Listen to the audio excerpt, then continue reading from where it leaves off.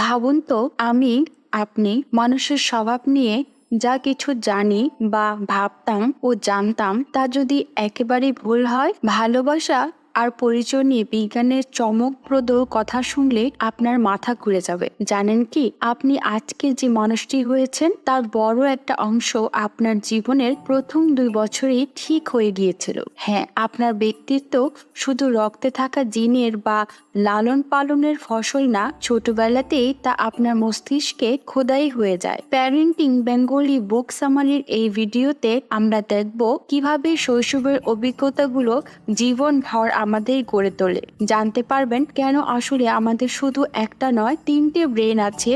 আর রোমানিয়ার এক অনাথ আশ্রমের মানুষের মনের উপর গবেষণা করে কি অবাক করা তথ্য জানা গেছে। এছাড়া শিখবেন স্ট্রেস অর্থাৎ মানসিক অশান্তি কিভাবে একটা বাচ্চার ব্রেনকে চিরতরে